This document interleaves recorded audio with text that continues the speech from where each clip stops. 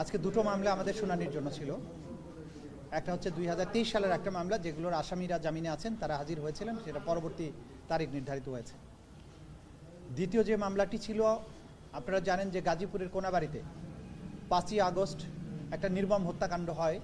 হাসিনা পালিয়ে যাওয়ার পরপরও তারা হয়তো এই পুলিশ বাহিনী জানতো কিনা জানি না, তারা একজন বিক্ষোভকারীকে ধরে নিয়ে আসে, একটা গলির মধ্য থেকে ধরে নিয়ে আসে, তাকে নানান ধরনের অত্যাচার করে এবং চারিদিক থেকে ঘেরাও করে রেখে বেশ কয়েকজন পুলিশ তাকে টেনে হিঁচড়ে নিয়ে রাস্তার মাঝখানে নিয়ে জাস্ট ঠান্ডা মাথায় পিছন থেকে রাইফেল ঠেকিয়ে গুলি করে তাকে হত্যা করে, শহীদ করে ফেলে। এবং এরপরে আরেকটা গ্রুপ অফ পুলিশ এসে তার লাশকে টেনে টেনে গলির মধ্যে নিয়ে যায় এবং আজ পর্যন্ত তার স্বজনরা জানে না সেই লাশটা কোথায় আছে, তার ডেড বডিটা উদ্ধার হয়নি। আমাদের তদন্ত সংস্থা এই বিষয়ের উপর তদন্ত করছে। এই মামলার যারা আসামি এবং বিশেষ করে এই মামলাতে আজকে যারা 5 জন তারা আদালতে হাজির হয়েছিল, মামলাতে আরও একজন আসামি আছে যিনি পলাতক আছেন। এই মামলার একজন আসামি কনস্টেবল আকরাম, যে পিঠে রাইফেল ঠেকিয়ে হৃদয় হোসেন, সেই বিক্ষোভকারী আমাদের জুলাই বিপ্লবের যোদ্ধা হৃদয় হোসেনকে পিঠে রাইফেল ঠেকিয়ে গুলি করে হত্যা করে এবং গোটা দুনিয়ায় এই নির্মম দৃশ্য মিডিয়ার কল্যাণে এটা দেখেছে। সেই আকরাম হোসেন আজকে এখানে উপস্থিত ছিল কোর্টে। তাকে আমরা জিজ্ঞাসাবাদ করে কে তাকে এই রাইফেল দিয়ে গুলি করার হুকুম দিয়েছিল এবং তার সাথে কারা কারা ছিল তাদেরকে আইডেন্টিফাই করার জন্য, তার হুকুমদাতাদের আইডেন্টিফাই করার জন্য এবং তার লাশটি কোথায় নিয়ে গিয়ে গুম করা হয়েছে বা ফেলে দেওয়া হয়েছে সেটা উদ্ধার করার জন্য আমরা তাকে জিজ্ঞাসাবাদের জন্য কোর্টের কাছে 1 দিনের অনুমতি চেয়েছি। আগামী 11ই মার্চ তাকে আমরা জিজ্ঞাসাবাদ করব, অর্থাৎ আমাদের তদন্ত সংস্থা তাকে জিজ্ঞাসাবাদ করবে। এটা ছিল আজকের কোর্টের মোটামুটি প্রসিডিংস। এর বাইরে আরেকটা বিষয়ে যদি আপনাদের প্রয়োজন হয় আমরা জানাতে পারি, সেটা হচ্ছে যুক্তরাষ্ট্র ভিত্তিক একটা think tank right two freedom, তার প্রতিনিধিরা আজকে চিফ প্রসিকিউটরের সাথে সাক্ষাৎ করেছেন। তার নেতৃত্বে ছিলেন বাংলাদেশে নিযুক্ত সাবেক মার্কিন রাষ্ট্রদূত উইলিয়াম বি মাইলাম এবং বাংলাদেশে আরেকজন সাবেক মার্কিন কূটনীতিবিদ জন ড্যানি লুইজ। ওনারা এসেছিলেন আমাদের সাথে এই ট্রাইব্যুনালের বিচারের ব্যাপারে জানার জন্য। বাংলাদেশে জুলাই আগস্টে যে গণহত্যা হয়েছে বিশেষ করে সেই ব্যাপারে এবং পেছনে 15 বছরে যে সমস্ত গুম, এক্সট্রা জুডিশিয়াল কিলিং এগুলো হয়েছে সেগুলোর ব্যাপারে তারা আগের থেকেই এই থিঙ্ক ট্যাঙ্কটি তারা বক্তব্য দিয়ে এসেছে। তারা এই বিচার প্রক্রিয়ার অগ্রগতি, বিচার প্রক্রিয়াতে কোথায় কোনো সমস্যা আছে কিনা এই সব বিষয়ে আমাদের সাথে খোলামেলা কথাবার্তা বলেছেন। তারা বলেছেন তাদের পক্ষে যতটুকু সম্ভব তারা বাংলাদেশে এই মানবতা বিরোধী অপরাধের বিচারের ক্ষেত্রে তারা সহযোগিতাও করতে চান এবং সেই ব্যাপারে তাদের দিক থেকে যে সমস্ত পরামর্শের প্রয়োজন সেগুলো তারা দিয়েছেন এবং তারা চান যে, তারা বলেছেন আমরা কারো পক্ষে না, আমরা সবসময় চাই মানুষের যে ন্যায় বিচার প্রাপ্তির অধিকার সেটা নিশ্চিত হোক।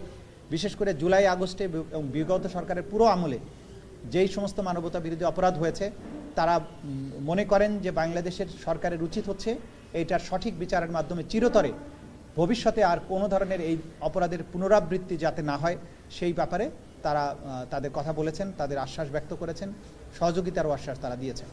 এই ছিল মোটা দাগে আজকের প্রসিডিংস। ওনারা কি ধরনের সহযোগিতা করতে পারেন?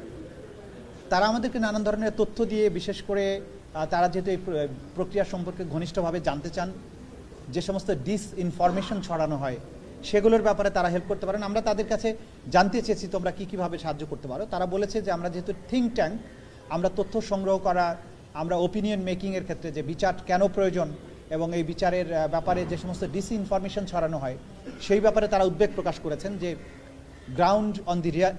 গ্রাউন্ডে যে সমস্ত বাস্তবতা আছে, রিয়ালিটি অন দি গ্রাউন্ড, সেটা বাইরে নানান ধরনের প্রোপাগান্ডা ছড়ানো হয়। তারা যেহেতু এগুলো নিয়ে দীর্ঘ অভিজ্ঞতা আছে তাদের কাজ করার, সুতরাং তারা বলেছেন এই বিষয়গুলোর ব্যাপারেও তারা আমাদেরকে সাহায্য করতে পারেন। এই মোটা দাগের তাদের বক্তব্য ছিল।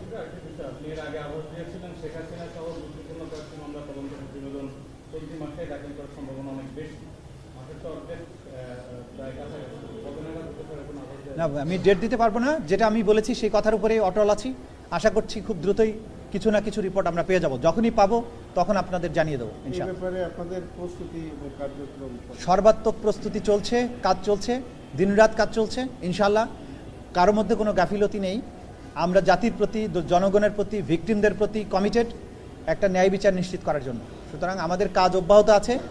কাউকে হতাশ না হওয়ার জন্য অনুরোধ করব। আর আরেকটা জিনিস বরাবরের মতোই বলবো যে অতিরিক্ত চাপ প্রয়োগ করবেন না, কারণ বিচার, ন্যায় বিচার জটিল এবং কঠিন একটা প্রক্রিয়া।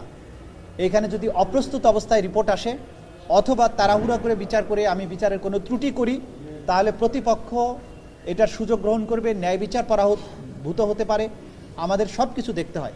জনগণের বিচার চাওয়ার ব্যাপারে তারা চাইবেন দ্রুত, আমরা চাইব সুষ্ঠু নিরপেক্ষভাবে হওয়া, যতটুকু সময় দরকার ততটুকু সময় নেয়, এর বাইরে না। আমরা দেখলাম যে গতকালকে এনসিপি নতুন যে রাজনৈতিক দল তার একজন নেতা বলছেন যে বিচার না হওয়া পর্যন্ত বাংলাদেশে নির্বাচন হবে না। এর আগে আইন উপদেষ্টা বললেন যে অক্টোবরের মধ্যে দু একটা রায় হয়ে যেতে পারে। তো এই যে ঘটনাগুলো, এই যে বক্তব্যগুলো, এগুলো কি আপনাদের উপরে কোনো চাপ প্রয়োগ করছে না, কিনা? কোনো রকমের চাপ প্রয়োগ করছে আমরা কোনো রকমের চাপ অনুভব করছি না। রাজনীতিবিদরা বাইরে কোথায় কি বলছেন সেটা তাদের ব্যাপার, তাদেরকে জিজ্ঞাসা করবেন। ট্রাইব্যুনাল প্রসিকিউশন সম্পূর্ণভাবে কাজের ক্ষেত্রে স্বাধীন, বাইরের কারো কথায় আমরা প্রভাবিত হচ্ছি না। আমরা শুধুমাত্র আইন এবং শুধুমাত্র ন্যায় বিচার নিশ্চিত করার জন্য যা করা দরকার সেটার উপরে আছি। বাইরে কে কি বলছেন সেগুলো আমরা সেভাবে আমাদেরকে প্রভাবিত করছে না কোনোভাবেই। Thank you. বল ভাই, ওটা কি রাইট টু ফ্রিডম।